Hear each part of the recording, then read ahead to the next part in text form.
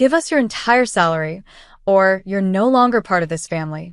Those words sliced through the applause and clinking glasses like a blade, right there at my father's retirement party. People were still raising their champagne flutes when my dad turned to me with that stone-cold look and laid down an ultimatum I never saw coming. My name is Natalie, and from wherever you're watching this, stay with me. Because family is supposed to protect you, not bleed you dry. I stood there, trapped between the band's cheerful notes and my father's crushing demand. Dad, I tried to laugh. You must be joking. But he didn't even blink. Mom stayed quiet, eyes on the buffet table. And then my sister, of all people, stepped forward, arms crossed, a sneer on her lips. Natalie, she said, this is the least you can do. Dad built this family, and you're going to repay him. I nearly dropped my glass. Repay him? With every dime I make. She nodded like a soldier on command. Yes. That's how families support each other. Something twisted inside me. A memory, blurry but sharp enough to cut. All those nights Dad told me to stand on my own feet, to earn what I wanted. How dare he now? I turned to face him fully, ignoring the guests who'd started to glance over nervously. You really think you can control me like this? After everything? His voice was like a hammer on steel. If you won't contribute, Natalie, you're out. Simple as that. A tremor shot through my spine. I scanned the faces around me. Cousins, aunts, friends. No one dared speak. The live band went on playing, a twisted soundtrack to my humiliation. Okay, I breathed. If that's what you all think of me, then I'm out. I left my glass on the table, turned, and walked out before the tears burned their way down. Hours later, after I'd been sitting alone at a gas station trying to steady my heartbeat, my phone began to vibrate nonstop. I ignored the first call, then the second. By the third, I couldn't help myself and picked up, half ready to scream. It was my mother, her voice shaky. Natalie, please, you need to come back. What for? I asked, heart pounding. Her voice broke. It's Dad, something happened. And that's when I heard him whisper my name from behind the door. My heart jumped into my throat. I spun around in that dirty gas station restroom, the phone still pressed to my ear. My mom was breathing so hard I could hear the fear rattling in her lungs. Mom, slow down, I said, wiping my eyes with my sleeve. What happened to Dad? He collapsed, Natalie. At the party, right after you left. I felt the blood drain from my face. Collapsed? My father had been cold, ruthless, but he was always iron strong. The idea of him keeling over was impossible. I tried to steady my voice. Is he alive? Yes, she choked out, but the ambulance just took him away. Natalie, please. Your sister is losing it. We need you here. I wanted to scream. Part of me wanted to say you all made your choice, but a different part, the broken little girl inside me, couldn't leave them like that. Where is he? I whispered. At the county hospital. I closed my eyes, pulled a deep breath, then started the car. 15 minutes later, I was walking down sterile hallways, the smell of disinfectant mixing with stale coffee. My sister, Brooke, sat outside an emergency room, mascara streaking her cheeks. When she saw me, she bolted upright. You came, she gasped, voice brittle. I'm not here to fight, I said, holding on my hands. Where's Dad? She jerked her thumb at the closed door behind her. They're running tests. He kept asking for you, Natalie. Over and over. I shook my head, a bitter taste on my tongue. That's rich. 1 minute I'm trash, the next I'm some savior. Brooke flinched, tears welling. Please, just talk to him. A nurse came out, nodded at us, and stepped aside. I walked in. My father was hooked to monitors, his skin pale, breathing shallow. It was like someone had ripped the steel from his bones. His eyes fluttered open.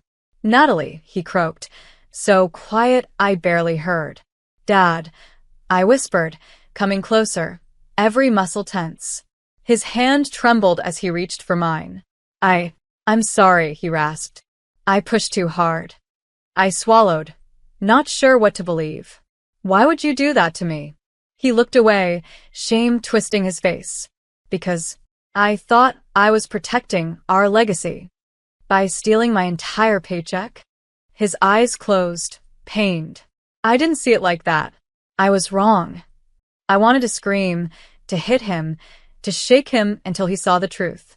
But all I could do was stand there, empty and tired. The machines beeped, steady and cold, while the night felt heavy on my shoulders. And that's when I heard him whisper my name from behind the door. Natalie. The voice behind me was so close, I actually jumped, spinning around to find my Uncle Jared standing in the doorway. His face was pale, the lines around his mouth tight with worry. Uncle. I blurted out. What are you doing here? He stepped inside, glancing at Dad on the hospital bed. I came as soon as I heard, he said, voice low. Brooke called me. I folded my arms. Of course she did. Another family intervention. Jared sighed. I know you're angry. You have every right. But you should know the whole story before you decide to cut everyone off. My stomach twisted. What story? He looked straight at me, so serious I felt like a kid again. Your dad, he was trying to pay off a huge debt. That's why he asked for your money. My mouth fell open. A debt? He told me nothing.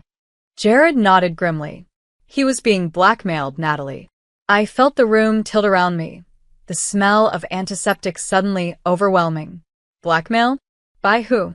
Jared hesitated. By a man who claims your father ruined him 25 years ago. Said he'd expose something about a woman your dad was involved with. I nearly choked on my own breath. What woman? Dad cheated on Mom? Jared swallowed hard. It's complicated. I shouldn't even be the one telling you this. My mind was spinning, 1,000 ugly possibilities slicing through my thoughts. So, what? He'd rather bleed me dry than confess to Mom? Jared winced. He was desperate to protect the family name. It doesn't make it right, Natalie. But that's the truth. I looked back at Dad, still fragile and wired to machines. Everything I'd believed was collapsing. My father, the Iron Giant, being blackmailed over an affair? I could barely breathe. Why didn't he just tell me? Why did he have to destroy me instead? Jared placed a hand on my shoulder. Because your father has never known how to ask for help. He only knows how to command it. My hands curled into fists. I'm supposed to save him from his own damn mistakes? Again, Jared didn't answer. The silence was heavy, thick. I heard the monitor beep steadily behind me. The air too still, the weight of every lie pressing into my ribs. And that's when I heard him whisper my name from behind the door. Natalie. This time it was Brooke, her voice cracking as she stepped inside the room. Her eyes were swollen from crying, and when she saw Uncle Jared, she flinched like a guilty child. Can I talk to you? She asked me, barely above a whisper. I nodded, following her out into the hallway. The fluorescent lights made everything look uglier, more exposed. Brooke wiped her face with trembling fingers. I know you hate me right now, she started, but you have to understand why I backed Dad up. I crossed my arms. Try me. She took a shaky breath. I'm pregnant, Natalie. My head snapped back, my brain trying to process. What? Since when? 3 months, she said, tears spilling. And Dad promised he'd help with the baby, but only if I stood by him. I didn't want to lose that. I just stared at her, disbelief burning a hole in my chest. So, you threw me under the bus to save yourself? Brooke's shoulders collapsed. I'm sorry. I was terrified. You know how he is. I thought if I did what he wanted, he'd protect me. I felt sick. All those lectures from Dad about family loyalty, and the second it served them, they twisted it like a knife. Brooke reached for my hand, but I pulled away. You know what that did to me? You know how small he made me feel. I do, she sobbed. I do. That's why I need your help now. Please, Natalie. Help us fix this. We can't let that man blackmail him anymore. Us. I snapped. Since when are we a team again? Brooke crumbled. I know I don't deserve it. But this is bigger than us. If that man exposes Dad, Mom will leave him. Everything will fall apart. I let out a bitter laugh. Maybe it should. She shook her head violently. Natalie, please. If not for him, then for me. For the baby. I stared at my sister, watching her break in front of me. Part of me wanted to turn away and let the whole mess burn. Another part, the same soft, forgiving peace that had kept me alive all these years, couldn't do it. Fine. I spat, voice low. But don't think for a second I'm doing this for him. She nodded, a fragile smile fighting through the tears. And that's when I heard him whisper my name from behind the door. Natalie. Dad's voice again, weak but clearer than before, called to me through the crack of the hospital room door. I stepped back inside, feeling every nerve in my body coil. He tried to sit up, wires tugging at his skin. I heard you talking with Brooke, he rasped. I crossed my arms. Yeah, well, turns out your precious golden child sold me out to protect her own hide. He winced. Don't say that about your sister. She was scared. I laughed, bitter and sharp. Scared? Dad, you threatened to disown me if I didn't hand over every paycheck for the rest of my life. That's not family, that's a hostage negotiation. He looked away, shame crawling up his face. I was desperate. Desperate enough to ruin me? I shot back. God, do you even hear yourself? He reached for me, his hand trembling. Natalie, I was wrong. I see that now. But I can't fix it alone. A wave of rage rolled through me, crashing against every good memory I had of him. Then tell me everything, I demanded. No more secrets. No more guilt trips. Who is this blackmailer? What are they holding over you? Dad's mouth worked, struggling to form the words. Finally, he whispered. His name is Marcus. I used to work with him years ago. I stole from him. My jaw went slack. You what? I was young, he stammered. Your mother was pregnant with you. We had no money, and he trusted me with a loan, but I never paid it back. Then I covered it up. Years later, he found me again. I nearly collapsed from the shock. Dad, are you kidding me? You built our entire family on stolen money. Tears flooded his eyes. I try to make it right. I swear. But Marcus threatened to expose everything. He wants it all repaid with interest. That's why I cut him off, seething. So, you decided to take from me instead. His shoulders crumbled under the weight of his guilt. I'm sorry, Natalie. I was trying to protect you from all this. I stared at him, disgust battling pity inside me. No, you weren't protecting me. You were protecting yourself. The beeping of his monitor grew louder as my words sank in, heavy and final. And that's when I heard him whisper my name from behind the door.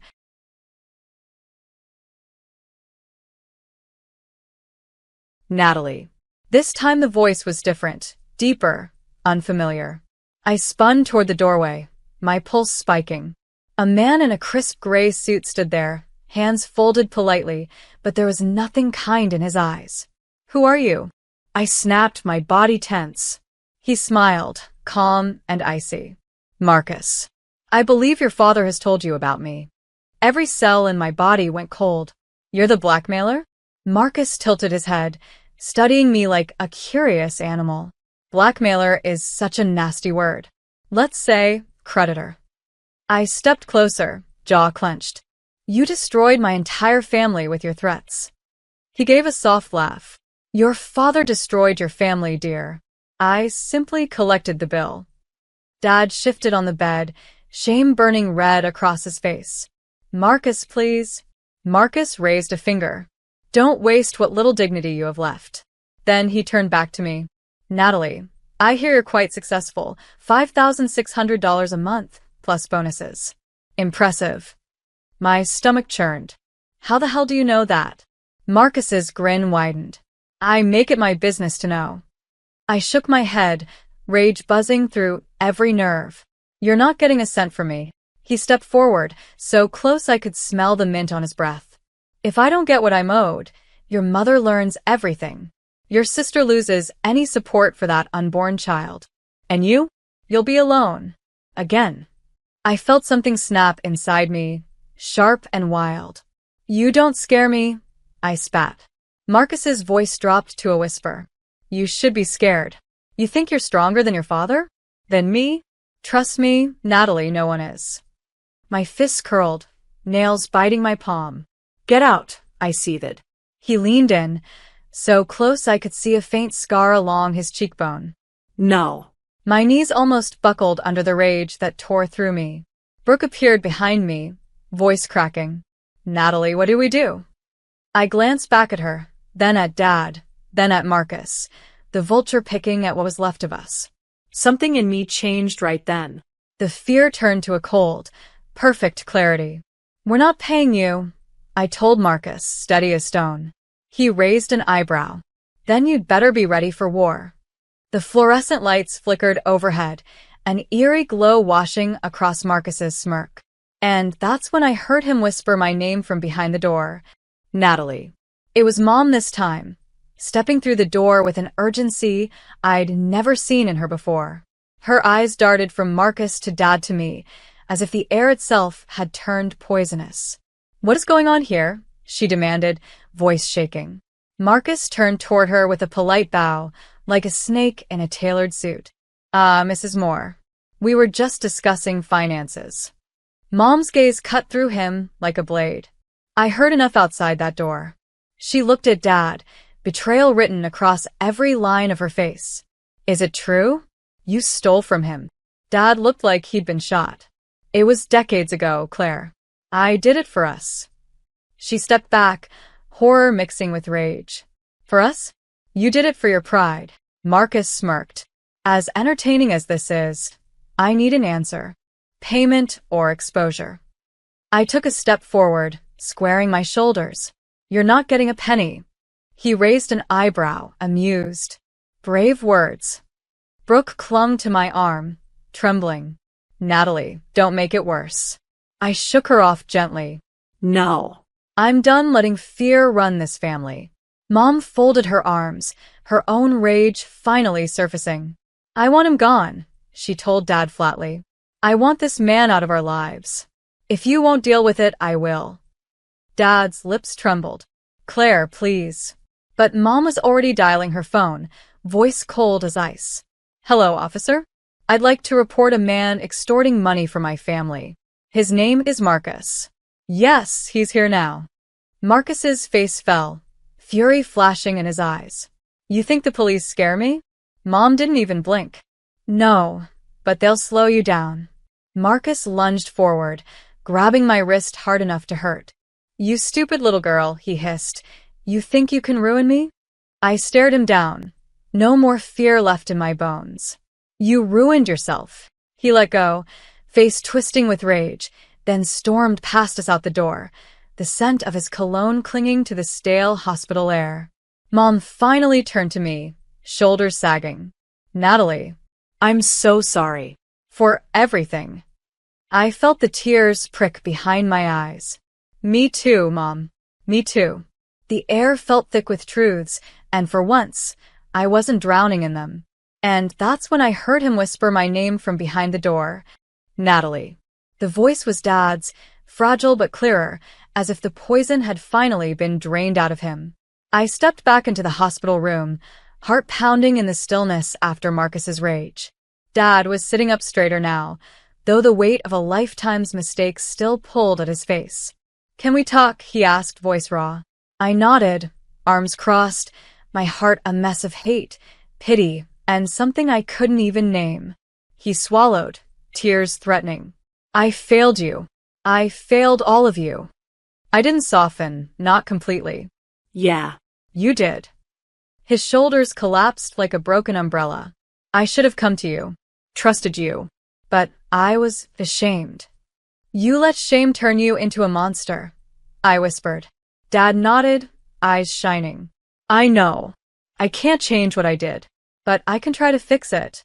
A bitter laugh escaped me. How? You want me to believe you'll magically make it all better? He winced. I'll confess everything to the police. Pay what I can. Take responsibility. So you and Brooke and your mom can live free of Marcus. My throat tightened, unexpected emotion creeping through. You'd really do that? His chin trembled. I have to. I can't let my children carry my sins. Brooke stepped into the room, holding her belly protectively, tears falling. Dad, please don't go to prison. He reached for her hand, voice breaking. If that's what it costs to protect you, then that's what I'll do. Mom came in too, standing by my side, steadier now. Maybe this family can heal if we stop lying, she said, voice gentle but firm. I felt the truth of it in my bones. After so many years living under secrets, this was the first moment I could breathe. I moved closer, took Dad's hand. Then do it, I whispered. Make this right. He nodded, eyes fierce with something almost like peace. I will. Outside, the faint sound of a police siren began to rise, cutting through the night. And for the first time in forever, I felt like maybe, just maybe, the future wasn't doomed. The officers walked in, and Dad turned himself in without a fight, his head high. Brooke sobbed quietly, Mom held her, and I stood tall, watching the end of a lie and the beginning of something honest. And that's when I heard him whisper my name from behind the door,